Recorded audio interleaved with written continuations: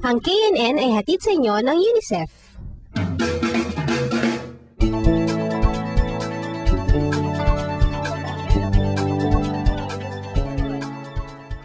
Isa palang reporter ng Manila Bureau, dating taga Camarines Norte Bureau. Oo, si Robert kasi dito na siya sa Manila nag-aaral. At dahil doon, naisipan niyang gumawa ng isang story tungkol sa mga estudyanteng malayo sa pamilya nila. Naku, hindi ko kaya yun. Namimiss ko yung mommy ko, yung sisters ko, yun. Teka lang ha. Excuse me, may tatanong lang kami sa inyo. Kayo ba kaya niyo mag-aral malayo sa mga pamilya ninyo? Ako siguro hindi pa kasi sobrang dependent sa parents. Ako naman po, sa tingin ko po, oo. Kasi gusto ko matutunan maging independent para sa future. Sa tingin ko kakayanin ko naman. Kahit na medyo bago sa simula. Pero huwag ka mag-alam ko naman. Wow, galing naman nila. Maraming salamat. Pag tinan mo, sa simula ng mahirap yan eh. At alam mo, may tips dito si Robert sa kanyang story tungkol sa college life.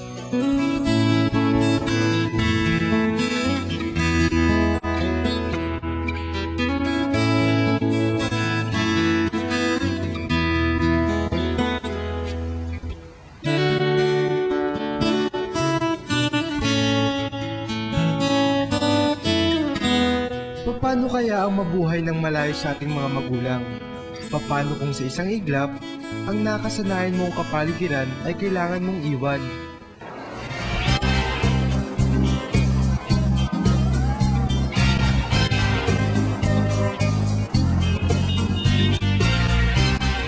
Dahil sa kagustuhang makapag-aral sa Maynila, karaniwan ang nararanasan ng mga estudyanteng mula sa iba't ibang probinsya ang malayo sa kanilang pamilya.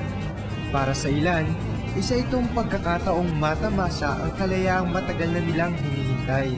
Imagine ba naman yung difference, environment mismo from there, as in closed atmosphere siya, you know everyone, you know the people, you know everything talaga. Tapos pagpunta mo dito, big change, big adjustment and everything. Nakakapanibago kasi we don't, di ba dating high school, they rely on books. Dito, parang, sige, salita lang ng salita and then you interact.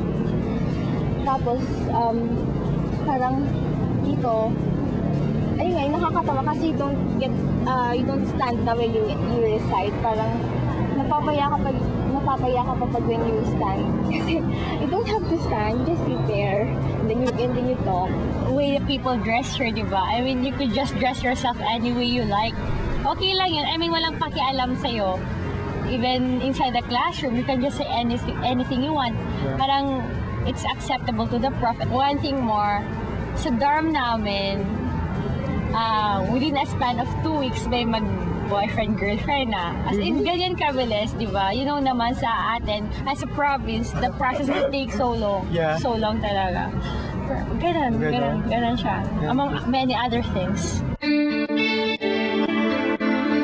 Malaya sa walang katapusang paalala ng ating mga magulang at malayang gawin ang kahit anong naisin. Ngunit, kaya ba nating lagyan ng limitasyon ng kalayaan? Sabi nga nila, college life, di ba sabi mo, being liberated. So, syempre, you have the freedom para marami yung mga vices. Natitempt ka ba doon?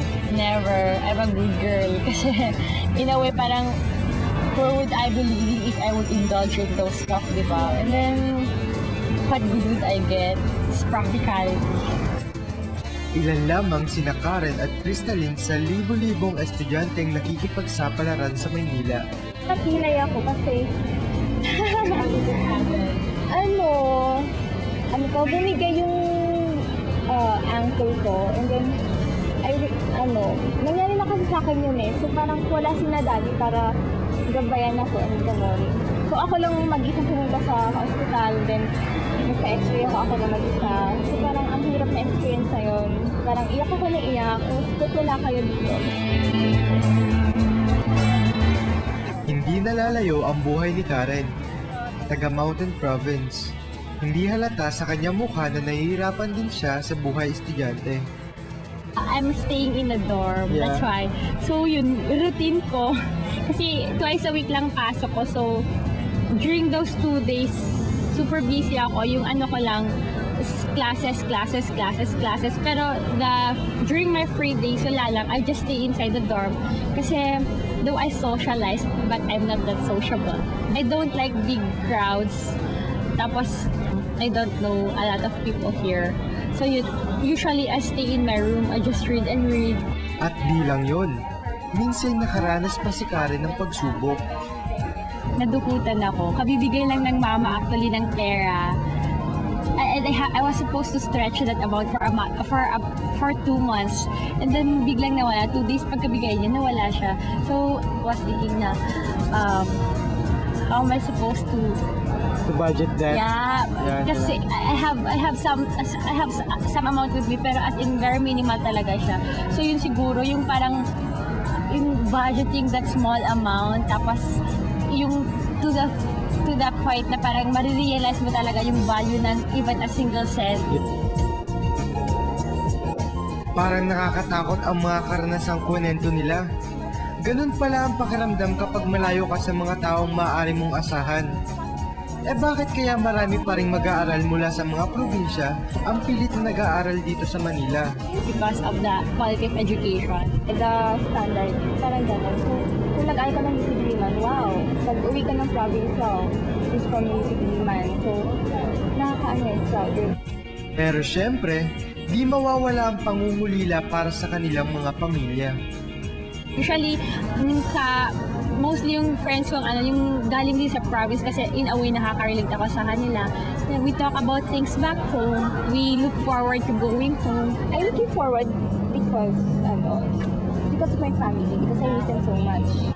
Sabi ni Karen at Krista, konting tiis lang at konting sakripisyo. Pasasaan ba't ang paghihirap nila ay matutumbasan din ng ginhawa? Siguro naman baka everyone is nagkakaroon ng stage talaga na parang they think of giving up na talaga because of being weak emotionally siguro or even financially, ganon.